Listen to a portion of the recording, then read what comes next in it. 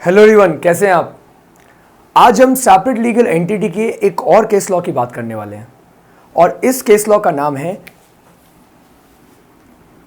मैक्योयर versus Northern Assurance Company Limited. Northern Assurance Company Limited. Sir, इस case law में देखिए क्या हुआ था। इस केस लॉ में मिस्टर मैक्योयर का मिस्टर मैक्योयर की एक प्रॉपर्टी होती है और मिस्टर मैक्योयर की प्रॉपर्टी पे टिम्बर ट्रीज होते हैं।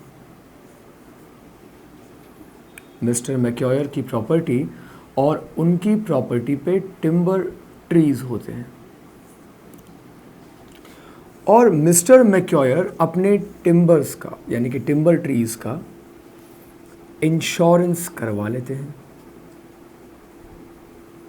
मिस्टर मैक्योयर अपने बिजनेस का इंश्योरेंस करवा लेते हैं।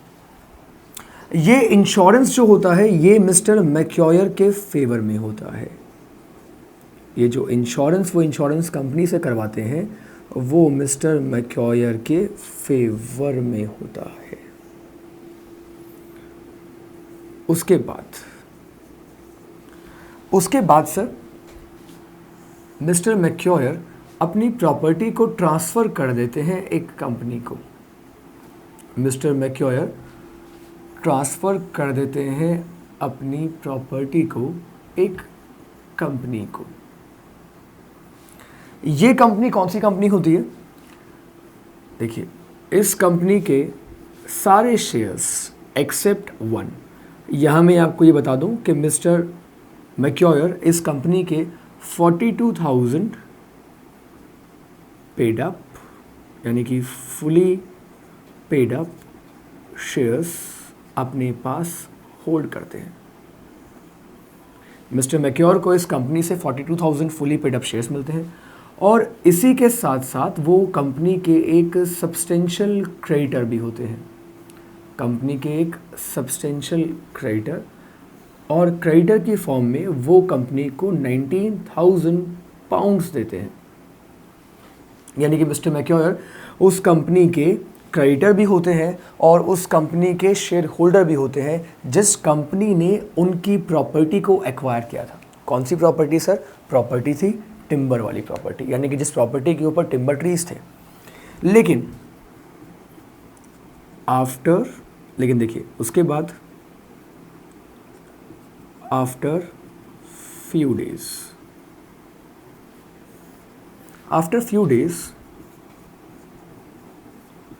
ड्यू टू फायर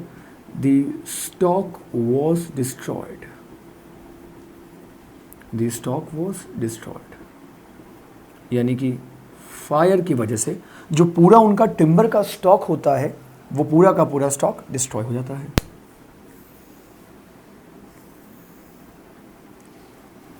अब जब टिम्बर का स्टॉक डिस्ट्रॉय हो जाता है तो अब सर मिस्टर मैक्योयर इंश्योरेंस कंपनी से इंश्योरेंस क्लेम डिमांड करते हैं। अब इंश्योरेंस क्लेम जब डिमांड किया जाता है फ्रॉम द इंश्योरेंस कंपनी तो देखिए कोर्ट का वर्डिक्ट क्या आता है। कोर्ट कहता है कि उस जो स्टॉक था उस पे ओनरशिप कंपनी की थी, लेकिन इंश्योरेंस जो थी स्टॉक की वो मिस्टर मैक्योयर के फेवर में थी। तो इंश्योरेंस किसी और के फेवर में और स्टॉक किसी और के फेवर में, यानी कि स्टॉक का रियल ओनर कंपनी थी लेकिन जो इंश्योरेंस था वो मिस्टर मैक्योयर के नाम से था। अगर इसी स्टॉक का ओनरशिप कंपनी के पास में था, इसी स्टॉक की ओनरशिप के साथ साथ अगर इसका इंश्योरेंस भी अगर कंपनी के फेवर में होता तो सर कंपनी को क्लेम मिल सकता था।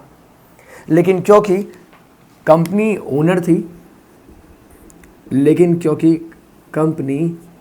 ओनर थी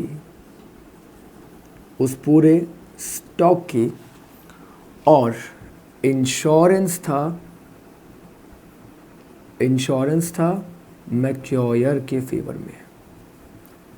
सो कोर्ट ने कहा कि company is a separate legal entity. Company एक सेपरेट लीगल एंटिटी है, इसलिए कंपनी का एग्जिस्टेंस मिस्टर मैक्योर से पूरी तरीके से डिफरेंट है। अगर वो स्टॉक कंपनी का होता और अगर कंपनी के फेवर में इंश्योरेंस होता तो कंपनी इंश्योरेंस कंपनी से क्लेम मांग सकती थी। तो इसलिए mister Macaura was unsuccessful for the insurance claim. So friends, this was the third case law of separate legal entity. Stay tuned for more videos. Bye bye.